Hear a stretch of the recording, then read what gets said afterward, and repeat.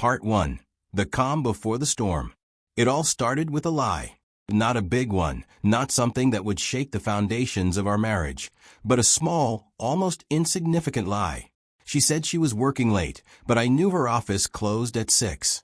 When she came home at 9, her hair was slightly disheveled, and there was a faint scent of cologne on her coat. Something musky, not mine. I didn't say anything. I didn't want to be that guy, the paranoid husband who questions every little thing. But deep down, I knew something was off. Let me rewind a bit. Her name is Elena, and we've been married for 7 years. We met in college, back when life was simpler. She was studying marketing, and I was in engineering. We were opposites in every way. She was outgoing, the life of the party, while I was more reserved, content to stay in the background.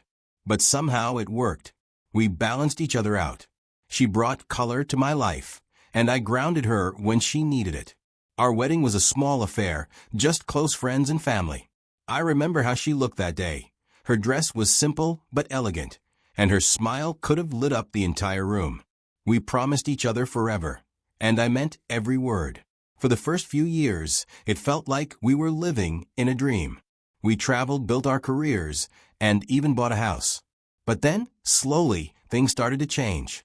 It wasn't anything dramatic at first. She started working longer hours, which I understood. Her job was demanding, and she was ambitious. But then she began to withdraw. The little things, like our Sunday morning coffee ritual or the way she'd curl up next to me on the couch while we watched movies, started to fade. I told myself it was just a phase, that we were both stressed with work and life. But the distance between us grew, and I didn't know how to bridge it. The first real red flag came about 6 months ago. We were at a friend's birthday party, and she was talking to a guy I didn't recognize. He was tall, with that kind of confidence that comes from knowing you're attractive. I didn't think much of it at first. Elena was friendly, and she got along with everyone. But then I noticed the way she laughed at his jokes, the way she leaned in a little too close when he spoke. I felt a pang of jealousy, but I brushed it off. I trusted her. At least I thought I did. A few weeks later, I came home early from work. I'd been feeling under the weather, and my boss told me to take the rest of the day off. When I walked into the house, I heard her voice coming from the bedroom. She was on the phone, and her tone was soft, almost intimate. I froze in the hallway listening. She was talking about a trip, something about a weekend getaway. My heart sank. We hadn't planned anything like that. When she noticed me standing there, she quickly ended the call and gave me a smile that didn't quite reach her eyes. "Who was that?" I asked, trying to keep my voice casual. "Oh, just a colleague," she said, waving her hand dismissively. "We're planning a team-building thing." I wanted to believe her, but something about the way she avoided my gaze made me uneasy. That night, I lay awake, staring at the ceiling, while she slept soundly beside me. I told myself I was overthinking things, that I was letting my insecurities get the best of me. But the seed of doubt had been planted, and it was growing. Over the next few months, the signs became harder to ignore. She started dressing differently, more stylish, more attention-grabbing. She'd always been beautiful, but now it felt like she was putting in extra effort, and not for me. She'd come home with new clothes, new perfume, and when I asked about them, she'd say they were gifts from friends or things she bought on sale. I wanted to believe her, but the excuses were starting to pile up. Then there were the late nights. At first, it was once a week, then twice, then almost every other day. She'd say she was working late or meeting friends, but she'd never give me details. When I tried to ask, she'd get defensive, accusing me of not trusting her. And maybe she was right. Maybe I was being paranoid. But every time she walked out the door, I couldn't shake the feeling that she wasn't coming back to me. The breaking point came one evening, when she came home with a hickey on her neck. She tried to cover it with makeup, but I saw it. When I confronted her, she laughed it off, saying it was from a massage she got at the spa. A massage. I wanted to believe her, but the look in her eyes told me everything I needed to know. That night, I slept on the couch for the first time in our marriage. The next morning, she acted like nothing had happened. She made breakfast, humming to herself as if everything was fine. But I couldn't shake the feeling that our life together was unraveling. I didn't know what to do. Part of me wanted to confront her, to demand the truth, but another part was afraid of what I might find out. So I stayed silent, hoping that somehow things would go back to the way they were. But they didn't. And deep down, I knew they never would. This is the first part of the story, setting the stage for the emotional turmoil and revelations to come. If you'd like, I can continue with part 2, where the protagonist begins to uncover more concrete evidence of his wife's infidelity. Let me know. Part 2. The cracks begin to show. The days turned into weeks, and the weeks into months. Life continued, but it felt like I was living in a fog. Elena and I went through the motions, waking up, going to work, coming home, eating dinner in silence. We were like two strangers sharing a space, pretending everything was fine. But it wasn't fine. The distance between us grew wider with each passing day, and I could feel the weight of it pressing down on me. I tried to convince myself that I was overreacting, that my suspicions were unfounded. But the evidence was mounting, and I couldn't ignore it any longer. It started with the little things. The way she'd quickly close her laptop when I walked into the room. The way she'd disappear into the bathroom to take phone calls. At first, I told myself it was nothing, that I was being paranoid. But then came the night that changed everything. It was a Friday, and Elena had told me she was going out with her girlfriends for a girls' night. She'd been looking forward to it all week, and I didn't think much of it. But when she left that evening, something felt off. She was dressed to impress, a tight black dress, heels, and the necklace I'd given her on our anniversary. She kissed me on the cheek and told me not to wait up. I nodded, forcing a smile, but as soon as the door closed behind her, I felt a knot tighten in my stomach. I tried to distract myself, watch TV, scroll through my phone, even attempted to work on a project I'd been putting off. But my mind kept wandering back to Elena. Where was she? Who was she with? I told myself I was being ridiculous, that I needed to trust her. But the doubt was like a splinter in my mind, impossible to ignore. Around midnight, I couldn't take it anymore. I grabbed my keys and headed out the door. I didn't have a plan, just a vague idea of driving by the bar where she said she was meeting her friends. It was a long shot, but I needed to see for myself. The bar was downtown, about a 20-minute drive from our house. When I got there, I parked across the street and scanned the crowd outside. No sign of Elena. I was about to leave when I saw her. She was standing near the entrance, laughing at something someone had said. My heart skipped a beat. She wasn't alone. There was a man with her, tall, well-dressed, with that same confident air I'd noticed at the party months ago. They were standing close, too close, and when he leaned in to say something, she laughed again, touching his arm in a way that made my stomach churn. I sat there, frozen, watching as they got into a cab together. My mind raced. Where were they going? What was happening?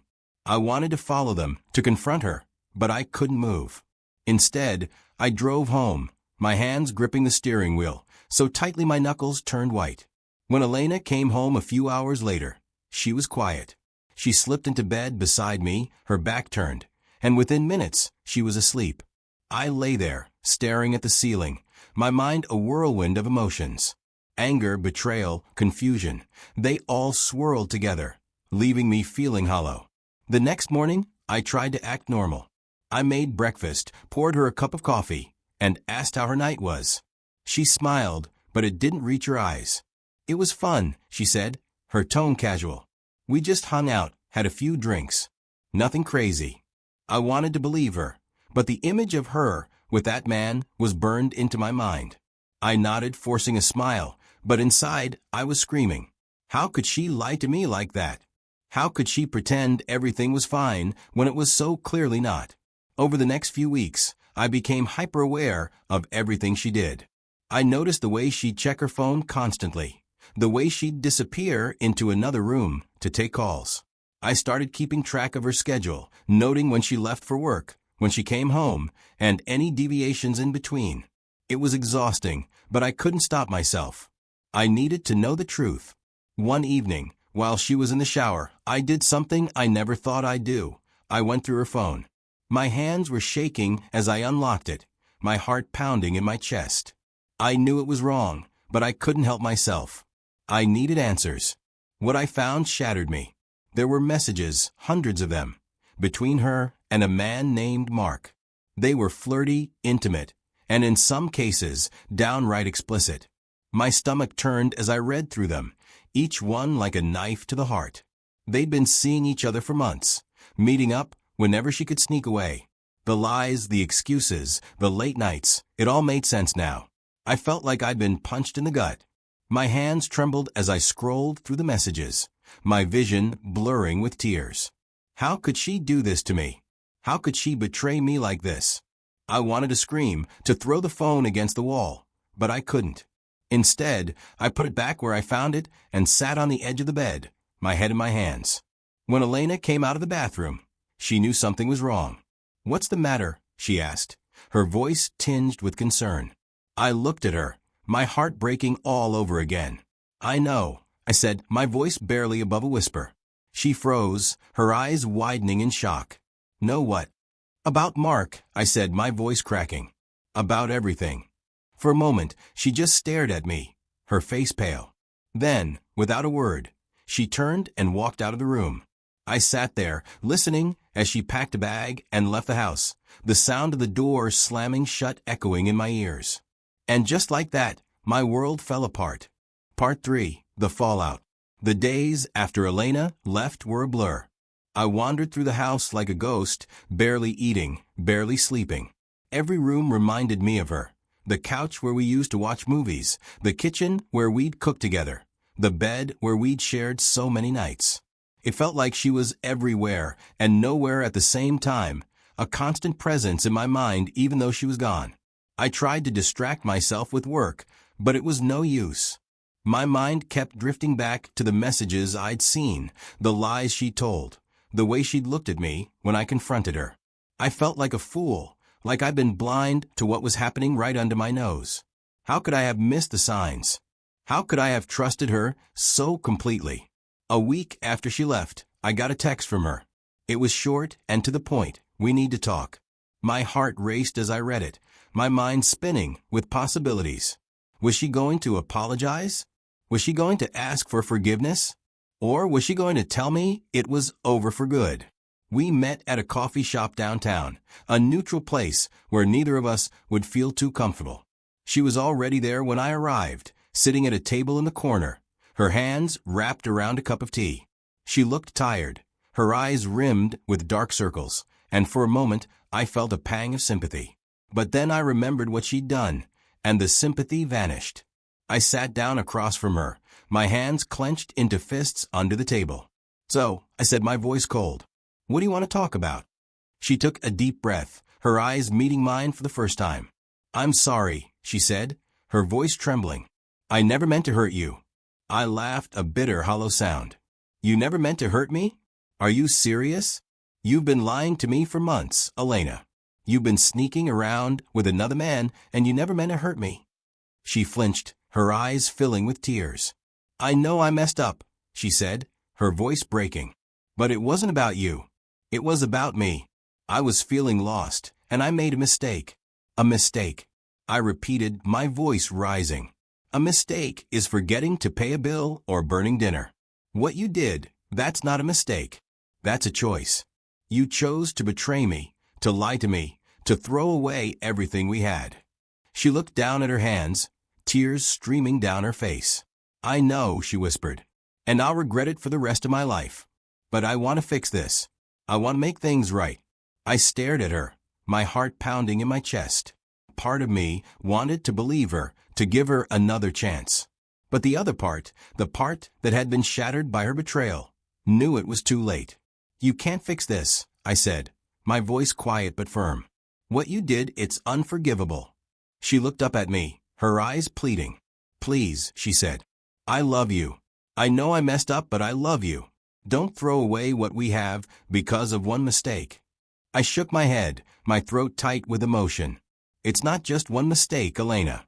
It's months of lies, of deception. You broke my trust, and I don't know if I can ever get that back." She reached across the table, her hand trembling as she tried to take mine. But I pulled away, my heart hardening. "Don't," I said, my voice cold. "You lost the right to touch me when you chose him over me." She flinched, her hand dropping to the table. For a long moment, we sat there in silence, the weight of everything unsaid hanging between us. Finally, she spoke, her voice barely above a whisper. "What happens now?" I took a deep breath, my mind racing. I hadn't thought that far ahead, hadn't allowed myself to consider what life would look like without her.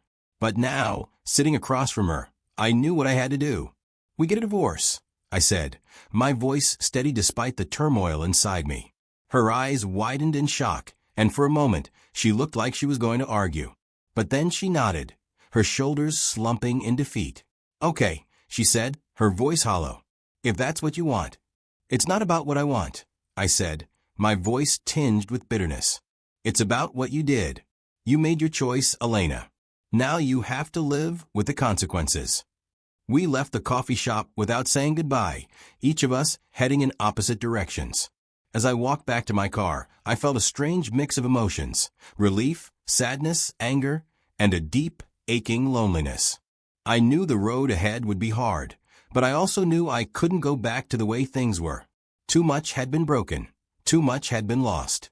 The next few weeks were a whirlwind of lawyers, paperwork, and difficult conversations. We decided to sell the house, neither of us wanting to keep a place filled with so many memories. Dividing our possessions was harder than I expected.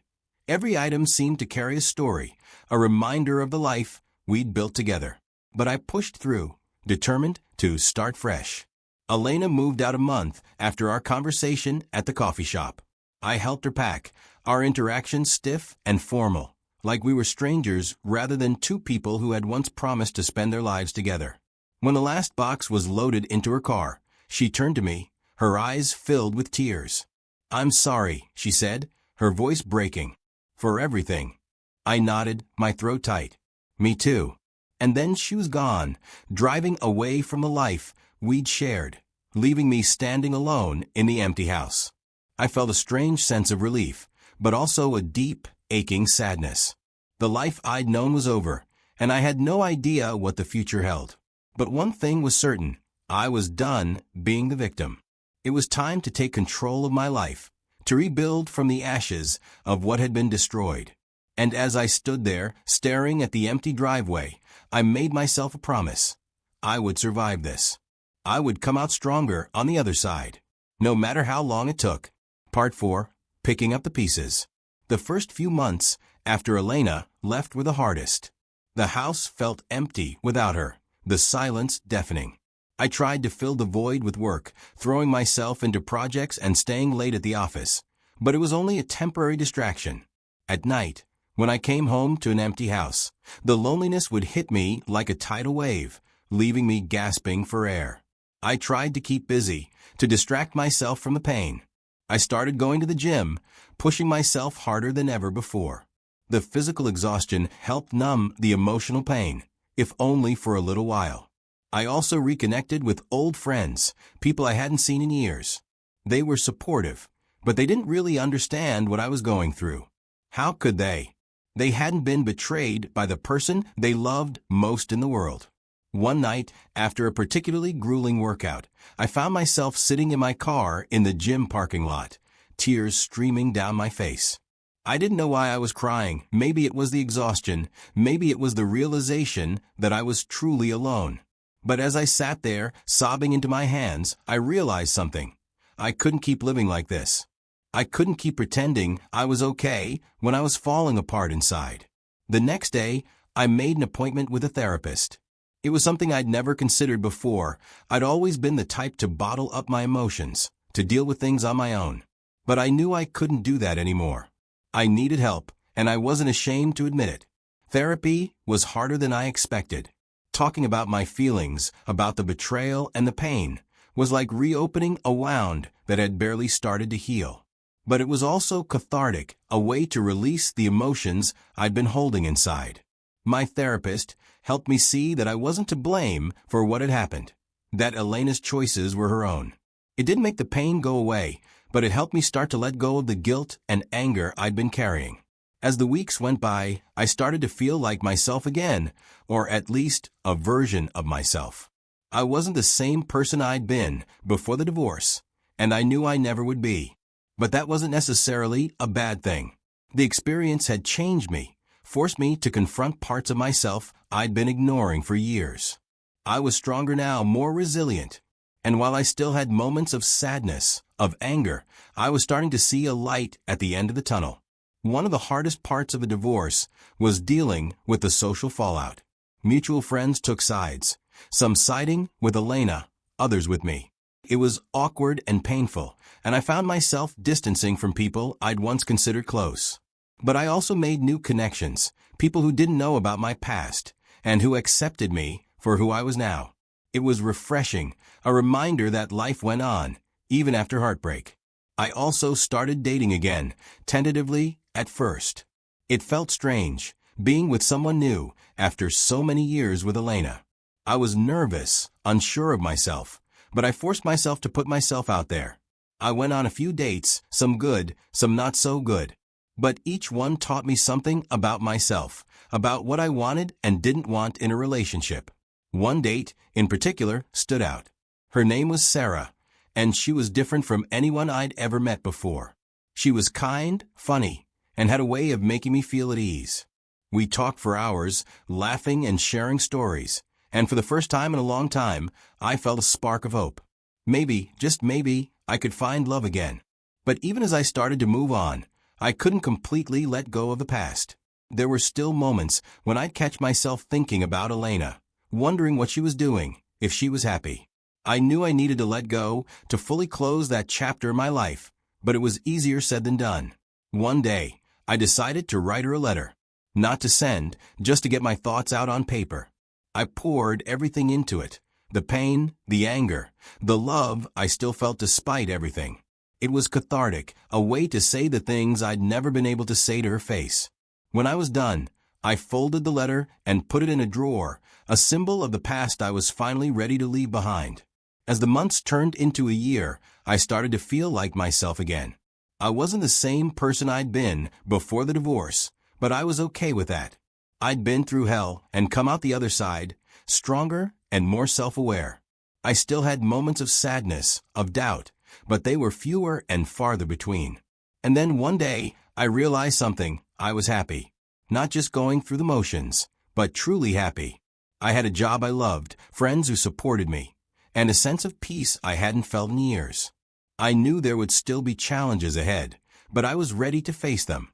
I'd survived the worst, and I knew I could survive anything. As I stood in my new apartment, looking out at the city skyline, I felt a sense of hope I hadn't felt in a long time.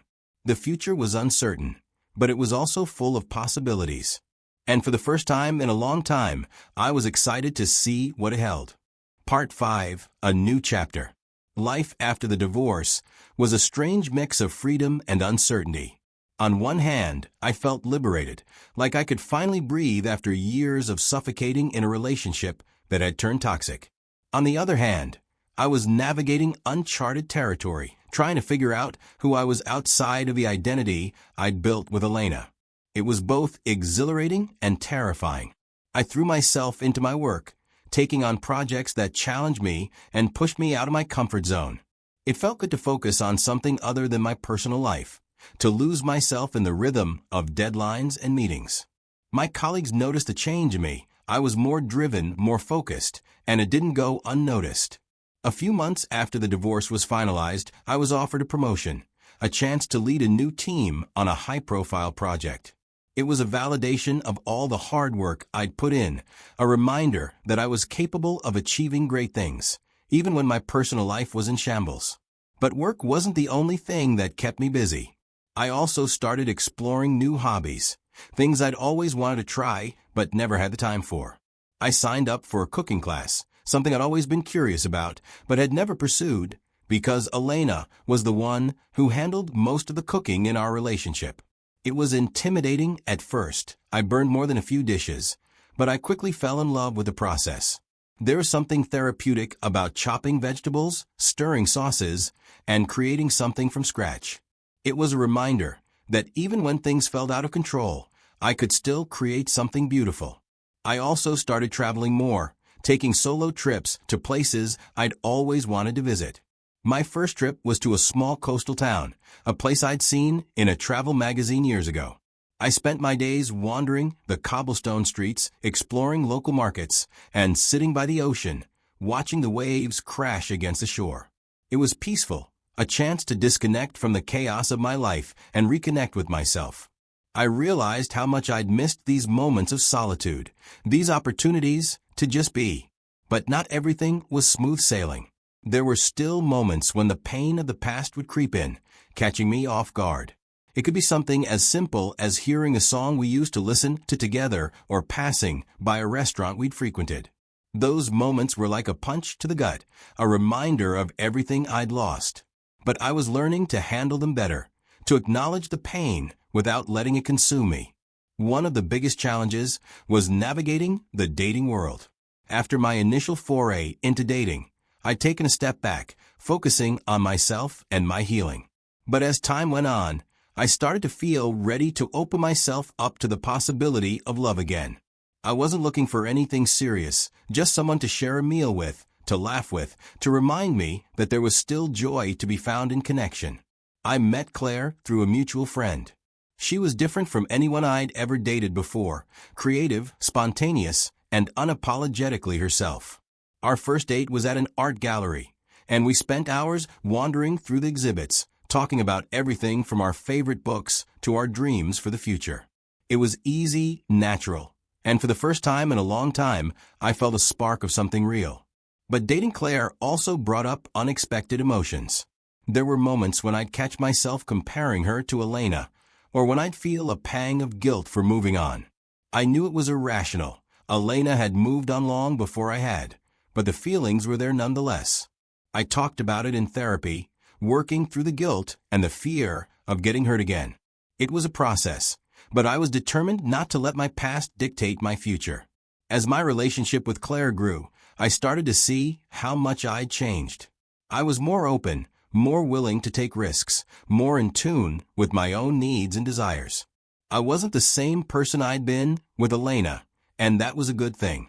I was learning to love myself, to trust myself, and to believe that I deserved happiness. But just as things were starting to feel stable, life threw me another curveball. I got a call from my mom one evening, her voice trembling as she told me that my dad had been diagnosed with cancer. It was a shock, a reminder of how fragile life could be. I dropped everything and flew home, spending the next few weeks by my dad's side as he started treatment. It was a difficult time, but it also brought me closer to my family, reminding me of the importance of connection and support. During that time, Claire was a constant source of comfort. She'd call every day, checking in on me and my family, sending little messages of encouragement. It meant more to me than I could express, a reminder that I wasn't alone, that I had people who cared about me. As my dad's health improved, I started to feel a sense of clarity. Life was unpredictable, full of ups and downs, but I was learning to navigate it with grace and resilience.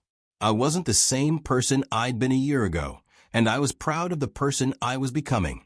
One evening, as I sat on the porch of my parents' house, watching the sunset, I felt a sense of peace wash over me. The past year had been a whirlwind of pain, growth, and healing, but I'd come out the other side stronger and more self-aware. I didn't know what the future held, but for the first time in a long time, I was excited to find out. Part 6. Balancing Act. Life had a way of moving forward, even when I felt like I was standing still. My dad's cancer diagnosis had been a wake-up call, a reminder of how precious and fleeting time could be. It made me reevaluate my priorities, to focus on what truly mattered: family, connection, and living a life that felt authentic. Claire had become a constant in my life, a steady presence amidst the chaos. Our relationship was different from anything I'd experienced before. It wasn't the whirlwind romance I'd had with Elena, full of passion and intensity. Instead, it was calm, steady, and deeply comforting. We didn't need grand gestures or dramatic declarations of love. It was in the little things: the way she'd make me coffee in the morning, the way she'd listen to me vent after a long day, the way she'd laugh at my terrible jokes. It felt like coming home. But as much as I cared for Claire, I was still cautious. The scars from my divorce were still fresh, and I didn't want to rush into anything. I was determined to take things slow, to build a foundation of trust and communication. Claire understood that, and she never pushed me to move faster than I was ready for. It was one of the things I loved most about her, her patience, her ability to meet me where I was. Still, there were moments when my past would creep in, casting a shadow over the present. One evening, we were at a restaurant celebrating Claire's birthday when I saw Elena. She was sitting at a table across the room, laughing with a group of friends. My heart skipped a beat, and for a moment I felt like I'd been transported back in time. I hadn't seen her since the divorce, and the sight of her brought up a flood of emotions, anger, sadness, and a strange sense of nostalgia. Claire noticed my distraction and followed my gaze. "Is that her?" she asked softly. I nodded, my throat tight. "Yeah." She reached across the table, taking my hand in hers. "Are you okay?" I took a deep breath, forcing myself to focus on Claire, on the present. "I will be," I said, squeezing her hand. "It's just weird seeing her after all this time." Claire nodded, her eyes filled with understanding. "I get it. But you're not the same person you were back then. And neither is she." Her words were a comfort, a reminder that I'd moved on, that I'd built a new life for myself. But the encounter stayed with me, lingering in the back of my mind like a ghost I couldn't quite shake. As my relationship with Claire deepened, I also found myself grappling with the idea of commitment. I wasn't afraid of love, but I was afraid of losing myself again, of giving so much of myself to someone else that I forgot who I was. It was something I talked about in therapy, working through my fears and insecurities. My therapist helped me see that love didn't have to mean losing myself, that it was possible to be in a relationship while still maintaining my own identity. Meanwhile, my dad's health continued to improve, but the experience had changed our family dynamic. My parents had always been fiercely independent, but now they were more open to asking for help, to leaning on me and my siblings. It was a shift, but one I welcomed.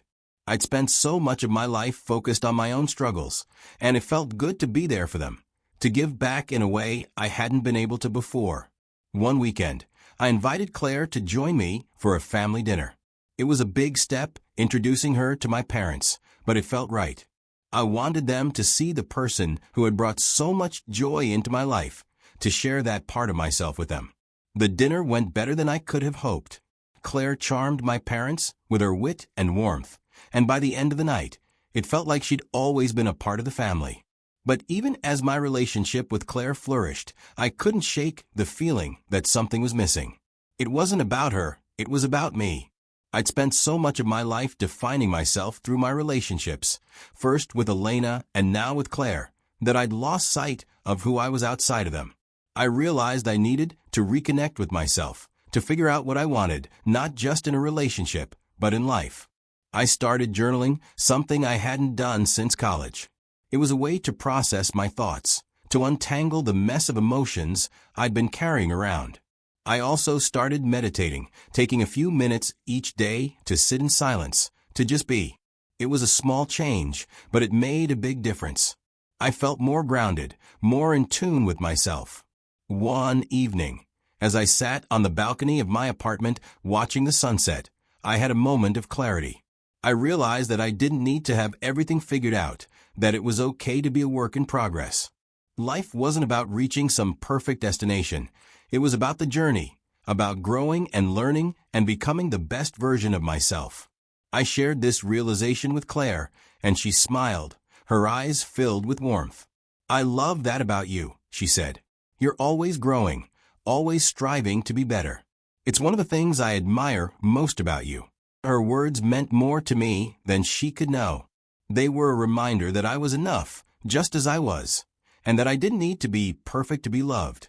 As the months went by, I felt a sense of balance returning to my life. I had Claire, my family, my work, and my hobbies. It wasn't always easy. There were still moments of doubt and fear, but I was learning to navigate them with grace and resilience. I was building a life that felt authentic, one that was true to who I was. And for the first time in a long time, I felt at peace. Part 7. A New Beginning. Time has a way of healing wounds, even the deepest ones. It doesn't erase the pain, but it softens the edges, making it easier to carry. As I stood on the balcony of my apartment, watching the city lights flicker in the distance, I realized how far I'd come.